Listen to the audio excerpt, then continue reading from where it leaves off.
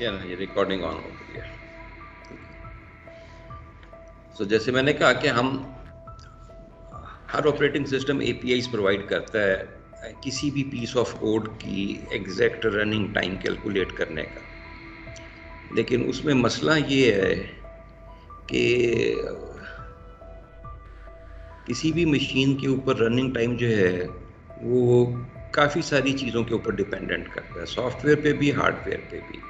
हो सकता है मेरे कंप्यूटर में 2 गिग की रैम हो, मेरा सीपीयू जो है वो 1 गीगाबिट्स पर सेकेंड का है,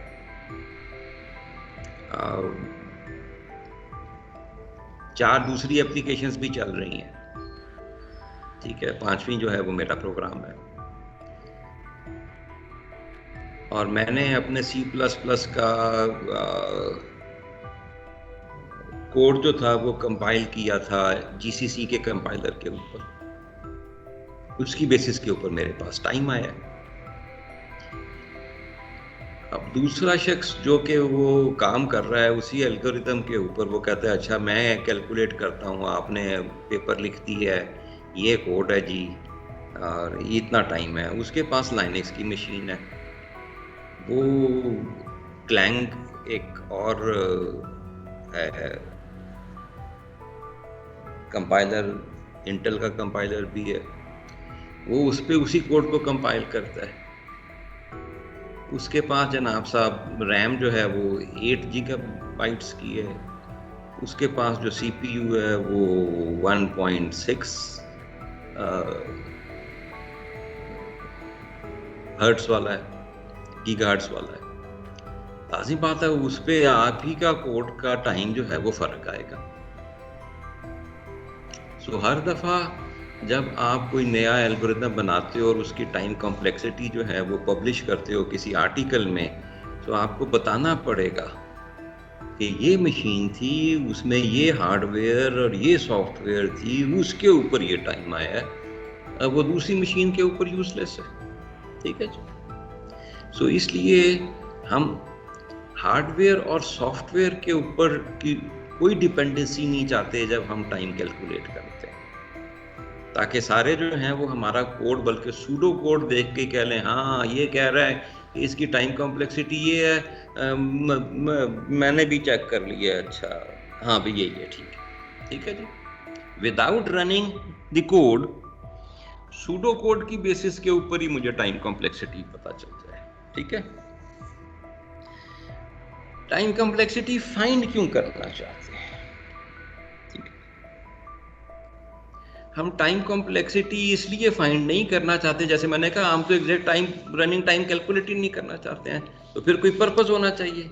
वो पर्पस ये है कि किसी भी प्रॉब्लम को सॉल्व करने के एक से ज्यादा तरीके हो सकते हैं और उसकी एग्जांपल आप ऑलरेडी जानते हैं। आपने कम से कम 2 या 3 एल्गोरिदम पढ़े हुए हैं लिस्ट को सॉर्ट करने के, उनमें से बेहतर कौन सा है। हमें इनके कंपैरिजंस के लिए टाइम कॉम्प्लेक्सिटी चाहिए, ठीक है जी, नंबर 1 बात। और नंबर 2 बात हमें इसलिए भी चाहिए है कि हमें पता चल सके जैसे ही हमारी लिस्ट का साइज इंक्रीज होता है, लिस्ट का साइज इंक्रीज होता है तब कौन सा एल्गोरिथम जो है वो बेहतर है, पहला एल्गोरिथम बेहतर है, दूसरा एल्गोरिथम बेहतर है या तीसरा एल्गोरिथम बेहतर है, ठीक है जी। यानी ये जो सेकंड पॉइंट है यहाँ पे, this is important for us. We want to find the complexity profile as a function of input size, ठीक है। जैसे अभी मैंने एग्जांपल दी, हमने सॉर्ट करना है ना, लिस्ट दी होगी कि इस लिस्ट को सॉर्ट करो, तो यहाँ पे इनपुट साइज जो है वो number of elements in the list होगा। लेकिन हर दफा ये बात दुरुस्त नहीं होगी, इसलिए ये कॉन्सेप्ट कि what is meant by input size ये भी इंपॉर्टेंट है। सॉर्टिंग के लिए इनपुट साइज, डेटा का इनपुट साइज क्या होता है, पिछली क्लास में देखा था ना, एल्गोरिथम को इनपुट दी जाती है और वो आउटपुट प्रोड्यूस करता है। ये इनपुट दी जा रही है, कोई डेटा दिया जा रहा है और वो उसकी आउटपुट प्रोड्यूस कर रहा है। तो जो डेटा दिया गया है, जो इनपुट दिया गया है, इनपुट के साइज का क्या मतलब है, ये भी वेरी करता है प्रॉब्लम टू प्रॉब्लम। ठीक है, सॉर्टिंग के केस में बिल्कुल ठीक है, लिस्ट में कितने एलिमेंट हैं, ये इनपुट साइज है जी। ठीक है, सो इंशाल्लाह आगे जब थोड़ा सा आप इस आज के लेक्चर में तो नहीं, प्रोबेबली कल या परसों के लेक्चर में मैं दोबारा इस पे आऊँगा कि what is the importance of input size जी, और उसकी कंक्रीट एग्जांपल भी देखेंगे। इन केस अगर मैं भूल जाऊं तो मुझे ज़रूर याद करवाइएगा 2 लेक्चर के बाद के जी इनपुट साइज जो है उसके ऊपर आपने कुछ बताना है। चलिए जी, अगला है जी कि हम फाइंड कैसे करेंगे टाइम कॉम्प्लेक्सिटी को। सो जो हमने जो अपना सूडो कोड लिखा हुआ है उसमें जो ऑपरेशंस हो रहे हैं, प्रिमिटिव ऑपरेशन, जहाँ पे रैम मॉडल में देखा था ना, all operations cost the same, हमने देखना है कि हमारे सूडो कोड की या कोड की हर लाइन में कितने ऑपरेशंस एग्जीक्यूट हो रहे हैं। आउट्स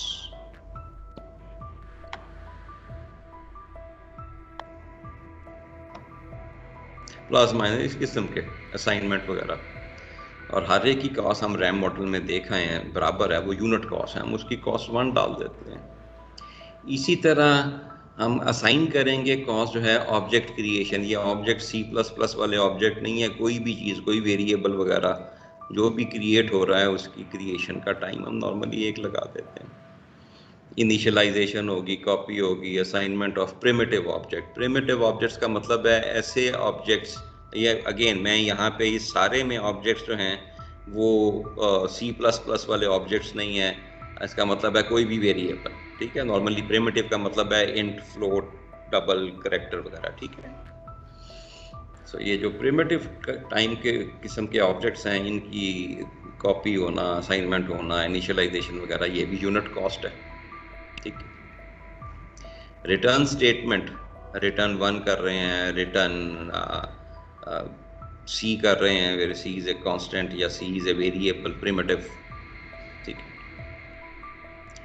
इसी तरह जब फंक्शन कॉल करते हैं तो तब भी यूनिट कॉस्ट करते हैं, लेकिन जो आर्गूमेंट पास हो रहे होते हैं उसकी कॉस्ट अलग होती है। जब फंक्शन कॉल करेंगे बेटा तो उस वक्त इसको देख लेंगे।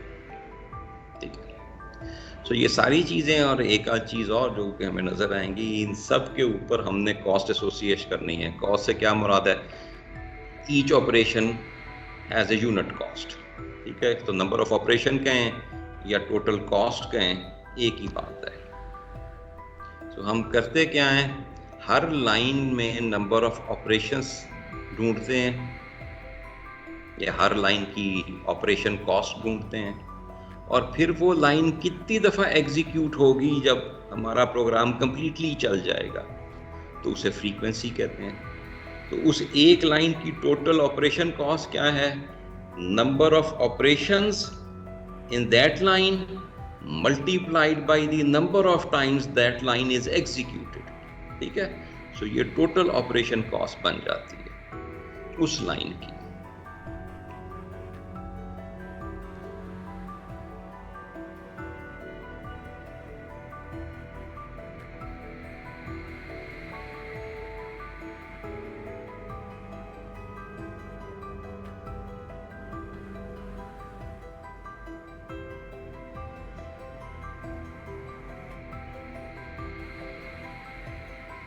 तो 180 थी अबू बकर, तू यार तू तो ऑलरेडी है, तो मुझे वो मैसेज क्यों किया है एडमी का?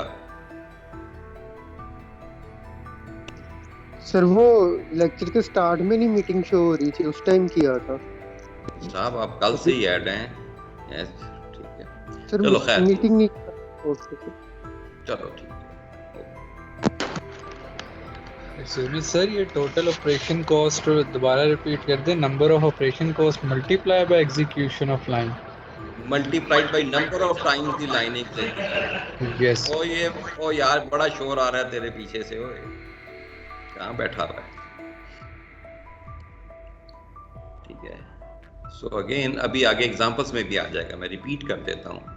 It is the number of operations on a single line multiplied by the number of times that line is executed during the entire execution of the algorithm.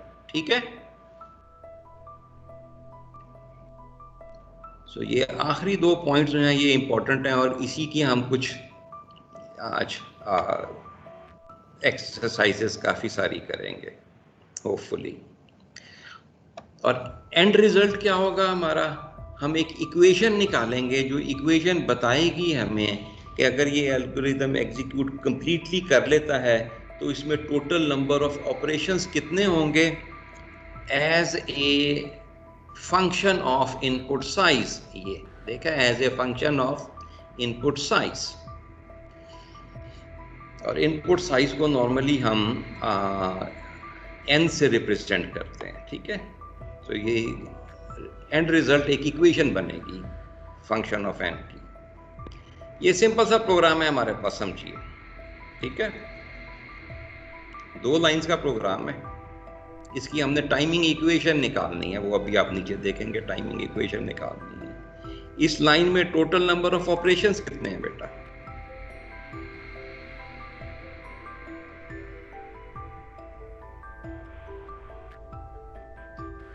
Sir 5.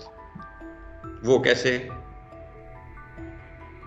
Sir 2 multiply के, 1 plus का और 1 assignment operator. तो ये तो 4 बने, 5 तो ना बने.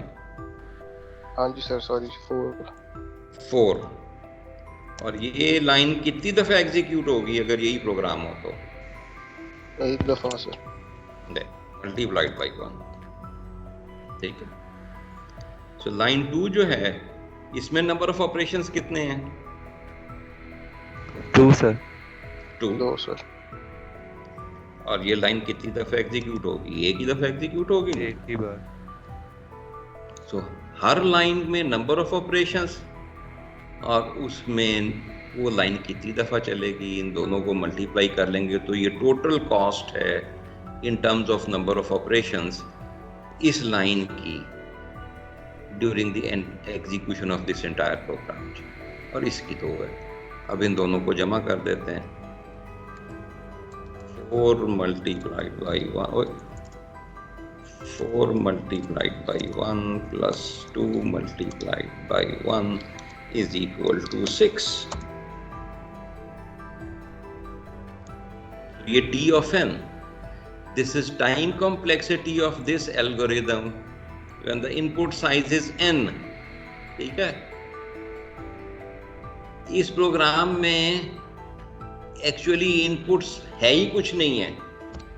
ये तो हमने लोकल वेरिएबल्स बनाए थे, जो पूरा प्रोग्राम नहीं ना लिखा, वरना इससे ऊपर मैं ये दोनों वेरिएबल डिक्लेयर करता, 1 और 2, इन दोनों वेरिएबल को ऊपर डिक्लेयर करता और उसके बाद ये कर देता.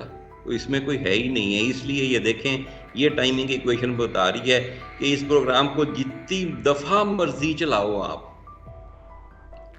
हर दफा ये इसकी टाइम कॉम्प्लेक्सिटी जो है वो 6 ऑपरेशंस आएगी या 6 यूनिट्स कॉस्ट आएगी. ठीक है जी? तो it's constant. It does not depend on input size. ठीक है? So why it does not depend, ये तो आपको नजर आ गया क्योंकि हमने इनपुट कुछ दिया ही नहीं है. ठीक है ना? हर दफा वही उसने काम करना है, उसको मालूम है मैंने क्या काम करना है. ठीक है ना? यूं समझ लीजिए कि उसको मालूम है मैंने क्या काम करना है.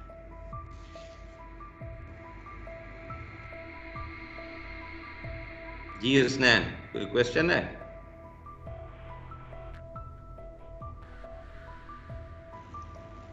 No sir. अगली इक्वेशन, अगला प्रोग्राम देखिए. इसमें फॉर लूप है. ये ऊपर आपको कमेंट्स नजर आ रहे हैं. For i is equal to 1 to n. ये सूडो कोड है. मैं अभी सूडो कोड नहीं लिख रहा, मैं वो आपके लिए C++ का फेमिलियर सिंटेक्स लिख रहा हूं. लेकिन इन दोनों की कॉस्ट बराबर होगी. For i is equal to 1 to n इसमें ये सारी चीजें छुपी हुई हैं, ठीक है। चलिए, दिस इज स्लाइटली डिफिकल्ट जी। लेस देन इक्वल टू हम एक यूनिट कंसीडर करेंगे। जी हाँ जी, आप असेंबली लैंग्वेज पढ़ आए हुए हैं, उसमें ये एक ही यूनिट होता है, यानी एक ही ऑपरेशन है, बिल्ट इन ऑपरेशन है। हाँ, प्लस प्लस आई जो है इसके मुतालिक शुबा है, यानी बाज़ लोग कहते हैं ये सिंगल ऑपरेशन है, बाज़ लोग कहते हैं ये दो ऑपरेशंस हैं, तो ये डिबेटेबल है। तो आपने इसको जो भी रखना है वो रख लीजिए, एक ऑपरेशन रखना है इसे प्लस प्लस आई को एक रख लीजिए, दो रखना है दो रख लीजिए। इससे हम जब एसिम्प्टोटिक कॉम्प्लेक्सिटी पे जाएंगे कोई फ़र्क नहीं पड़ेगा। तो हम यहाँ पे इसे आप लोग बताएं क्या रखना है, एक रखना है दो रखना है, प्लस प्लस आई की कॉस्ट एक ऑपरेशन है ये कि दो ऑपरेशन है? तो ये एक ही रखना, चलो एक ही रख लेते हैं। चलिए, अब ये बताइए कि जब लाइन नंबर 1 पहली दफा एक दफा एग्जीक्यूट होगी तो कितने ऑपरेशंस होंगे? शायद 3 होंगे। अच्छा, जब दूसरी दफा चलेगी जी जी असद? नहीं, मैंने तो नहीं, ये 3 दफे ही चलेगी पहली बार जब इसे एग्जीक्यूट करेंगे। अच्छा, और दूसरी दफा जब करेंगे फिर कितनी दफा चलेगी? तब भी सर 3 ही ऑपरेशन होंगे, तो इसलिए वो मल्टीप्लाई n हो जाएगा फ्रीक्वेंसी इसकी। ओ चुप कर जा, ये आगे ना भागना। हाँ भाई, सारे एग्री कर रहे हैं कि जब ये दूसरी दफा लाइन चलेगी तब भी 3 ऑपरेशंस होंगे।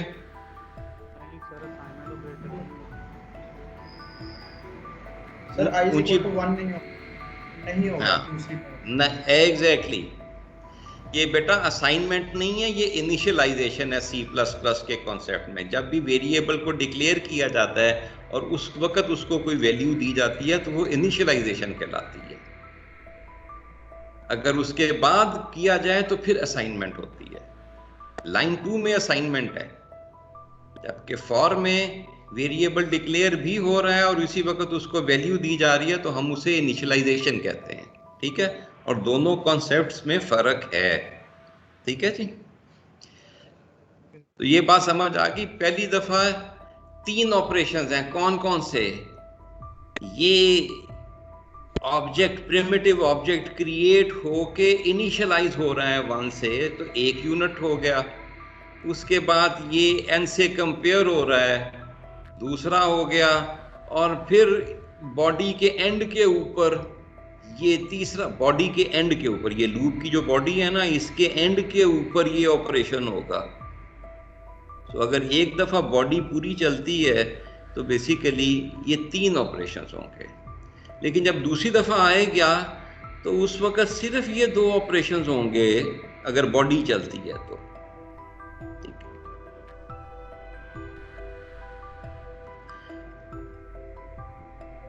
अब ये बात समझ आ गई ना बेटा? पहली दफा 3 ऑपरेशंस हैं, उसके बाद 2 हैं। ये 2 क्यों है? वो इनिशियलाइज नहीं होगा इस वजह से? जी हाँ जी, इनिशियलाइज नहीं होगा। इनिशियलाइज सिर्फ पहली दफा होता है। स्टैंडर्ड कहता है कि ये जो 2 लाइनें हैं ये इक्विवेलेंट हैं इसके। मैं आपको वाइल के लूप के इक्विवेलेंट है, स्टैंडर्ड के डॉक्यूमेंट में ये लिखा हुआ है। int I = 1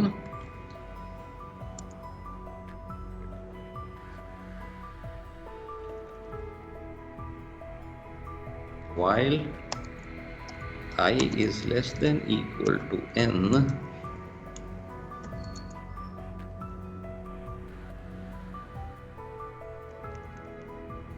A is equal to A multiplied by K,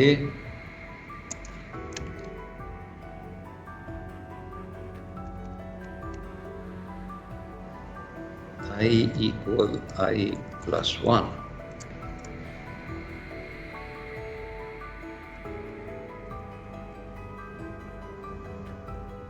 ये दोनों बराबर हैं, स्टैंडर्ड में ये लिखा हुआ है।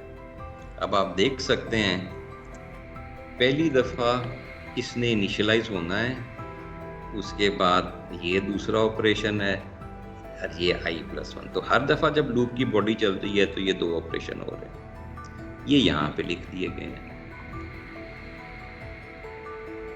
ये लाइन कम करने के लिए इसे कहते हैं सिंटैक्टिक शुगर।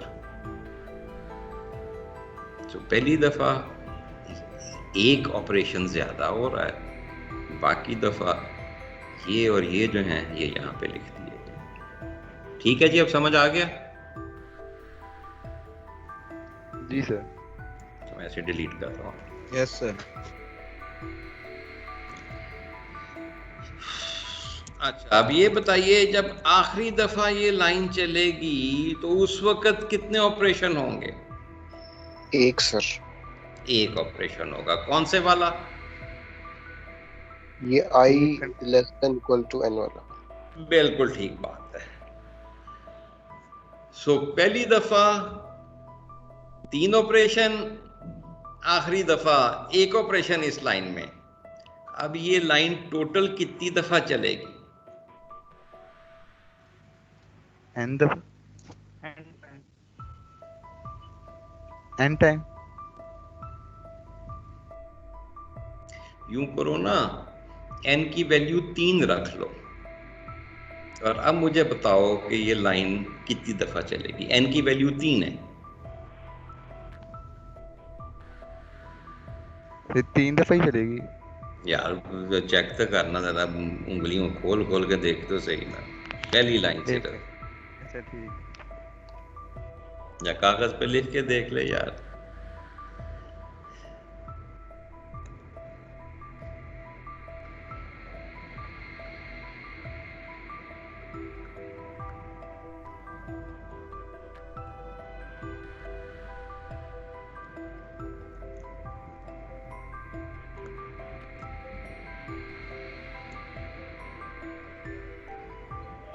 हाँ भाई, यार ये थोड़ा बहुत तो ये तुम डेटा स्ट्रक्चर्स में भी करके आते हो, टाइम कॉम्प्लेक्सिटी 8 दफा। हैं? 4 दफा। 4 दफा? वो क्यों? सर पहले 3 चलेंगे ना, 1 is less than equal to 3, फिर 2 बिल्कुल is equal to 3, बिल्कुल। फिर 3 is less than equal to 3 और फिर yes, 4 is less than equal to 3 वाली फॉल्स होगी तो बाहर बहुत आएगा। हो जाएगी। बिल्कुल ठीक, शाबाश। तो इन जनरल ये लाइन अब कितनी दफा चल रही है?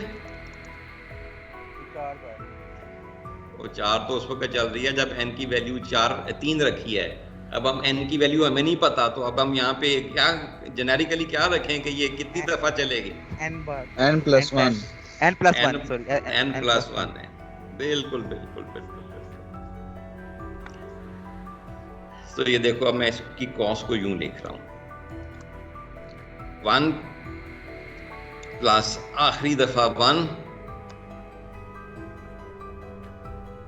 Plus 2 multiplied by n।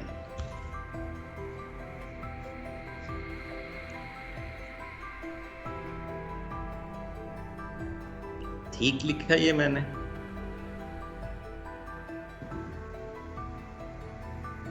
Sir समझ नहीं आई कैसे लिखें।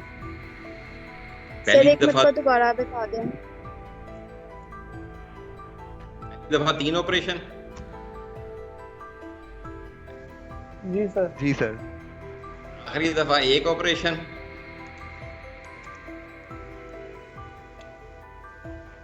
बाकी हर दफा 2 ऑपरेशन। जी सर। बाकी बच कितने गए? 2 मल्टीप्लाइड बाई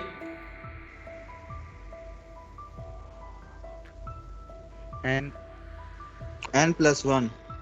आई नहीं n-1। एग्जैक्टली, ये देखना है, टोटल n+1 टाइम चलना है। ये अभी हम बात कर रहे हैं। इसमें से पहला और आखिरी निकाल दो तो बाकी फिर n-1 ही बचता है ना। जी सर, n-1।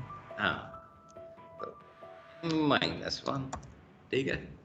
अब ये 2 जो है, इसको उठा के मैं अगर इसमें डाल दूं तो ये कितने हो जाएंगे?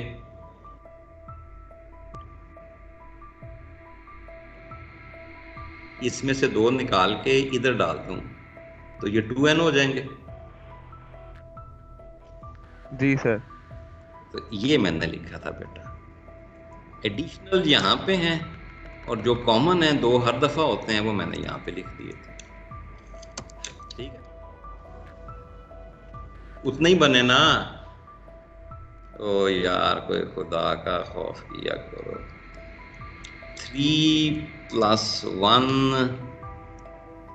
+ 2 multiplied by n - 1, क्या ये बराबर है इसके कि नहीं? सॉरी,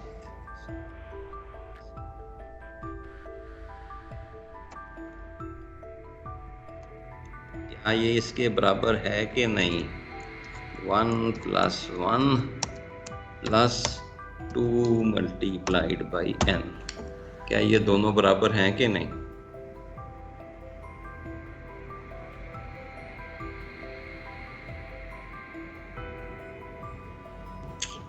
यस सर, इक्वल है।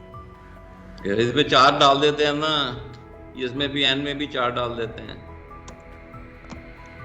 ये 3 multiplied by 2 6, 6 + 4 10, 4 multiplied by 2 8 + 2 10, दोनों बराबर ही हैं। ठीक है,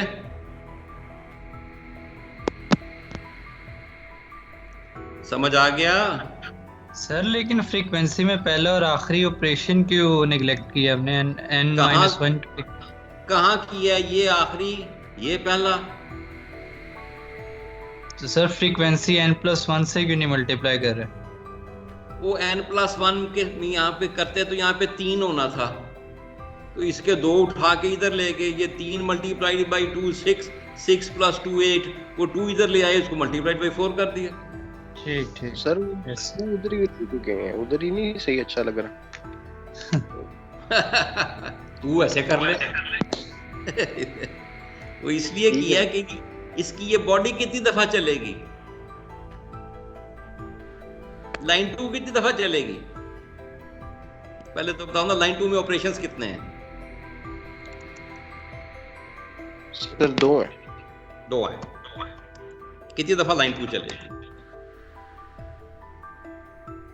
सर जितनी दफा बॉडी चलेगी। N time. इसलिए ऊपर भी n लिखा था कि यहाँ से सीधा सीधा पता चल जाएगा यार बॉडी इतनी दफा चल रही है। समझ आइए मैंने ऊपर n क्यों लिखा है, n-1 क्यों नहीं लिखा? हाँ जी सर। हाँ, सो अब जो है एक बार रिपीट कर देंगे सर? मेरी वो लाइट चली गई थी। किस चीज को रिपीट करूं?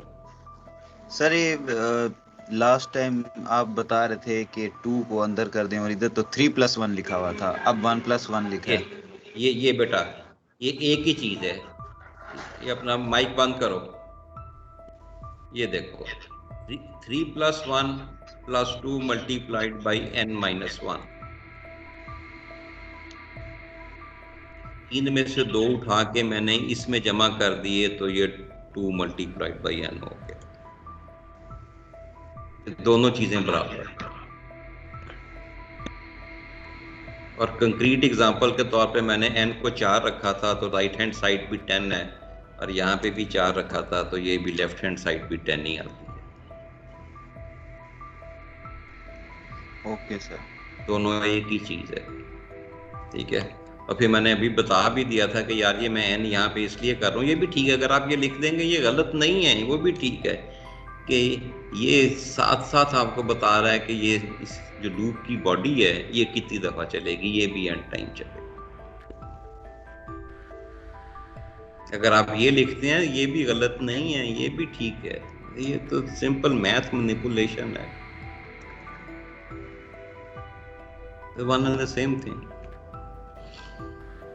अब जैसे ऊपर किया था इनको कर लें, तो हमारे पास जो टाइमिंग इक्वेशन आ रही है वो ये आ रही है 2n + 2n + 1 + 1 4n + 2। So this is time equation. what is the time complexity of this piece of code when the input size is n? ये कह रहा है जी कि ये 4n+2 इतने ऑपरेशंस हैं जब ये चलेगा। अब n की जो मर्जी वैल्यू रख दो, ये टाइमिंग इक्वेशन बता देगी एग्जैक्ट ऑपरेशन काउंट क्या है। ये था वो पॉइंट जो ऊपर लिखा गया हुआ था कि हम इंटरेस्टेड हैं टाइमिंग प्रोफाइल जानने के as a function of input size. ये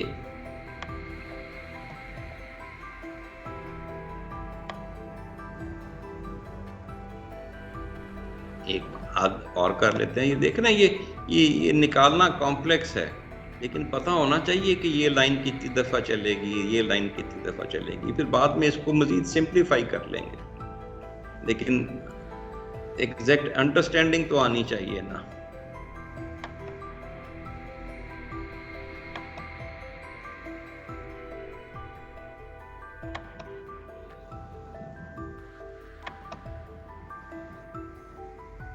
हाँ, अभी ये अपना माइक को खोल रहा है, कोई क्वेश्चन है?